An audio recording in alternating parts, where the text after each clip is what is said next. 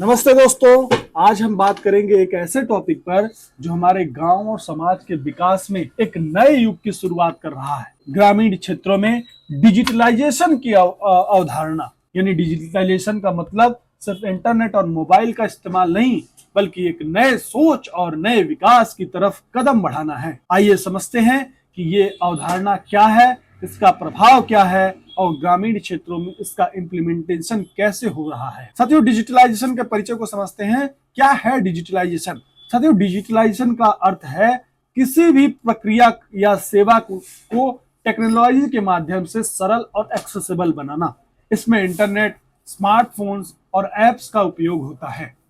दूसरी बात है, ग्रामीण क्षेत्रों में डिजिटलाइजेशन का महत्व क्या है? यानी गांव को शहरों की तरह विकसित बनाना, रोजगार और शिक्षा के नए अवसर देना, सरकारी योजनाओं का लाभ हर एक व्यक्ति को तक पहुंचाना। वही बात करें ग्रामीण क्षेत्रों में डिजिटलाइजेशन के क्षेत्र क्या है, तो पहला क्षेत्र है साथियों शिक्षा में डिजिटलाइजेशन। ऑनलाइन क्लासेस और ई लर्निंग एप्स का प्रसार होना चाहिए।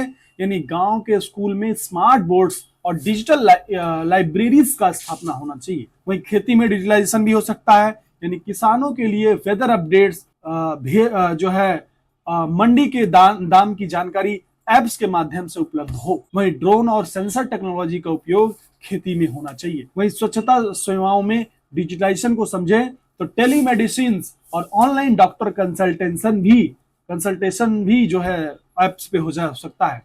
यानी आरोग्य सेतु ऐप जैसे माध्यम से स्वस्थता के जानकारी और सर्विसेज उपलब्ध होनी चाहिए। साथियों, रोजगार और व्यापार में भी डिजिटलाइजेशन आवश्यक है। यानी ग्रामीण उद्योग को ऑनलाइन प्लेटफॉर्म पर मार्केटिंग और सेलिंग का अवसर मिलना चाहिए।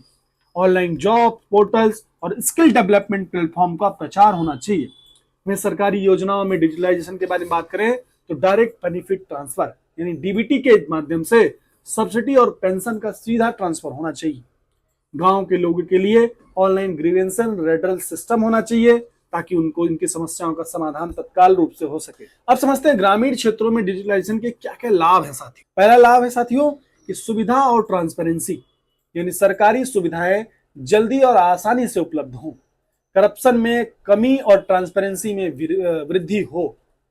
वही बात करें समय और जो है श्रम की बचत के बारे में, तो गांव के लोग अपना समय और पैसा बचा सकते हैं। जैसे बैंकिंग के लिए अब शहरों तक नहीं जाना पड़ता।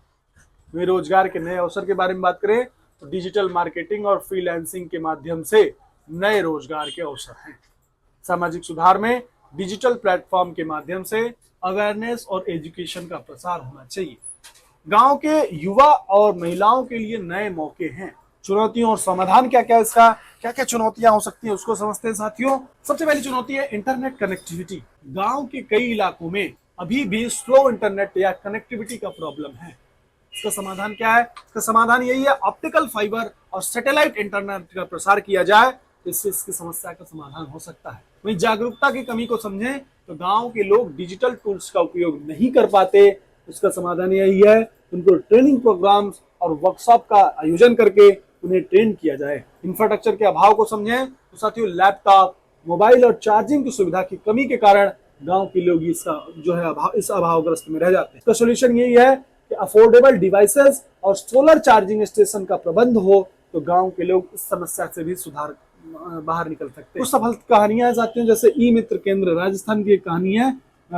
एक सफल कहानी है कि गांव के लोग ई गवर्नेंस सर्विसेज का लाभ उठाने लगे हैं। वहीं किसान सुविधा के बारे में बात करें तो किसानों को मंडी के दाम और फसल की जानकारी अब मोबाइल पर मिल रही है। किसान सुविधा ऐप है जो डिजिटल गांव इंस्टीट्यूट के बारे में बात करें तो गुजरात के गांव ने पूरी तरह कैशलेस पेमेंट सिस्टम अपनाया है। भविष्य की संभावनाओं को समझे साथियों तो 5G टेक्नोलॉजी का प्रसार गांव तक, यानी हर गांव में एक डिजिटल सेंटर का स्थापना होना चाहिए। ब्लॉकचेन और एआई जैसे नए टूल्स का उपयोग होना चाहिए।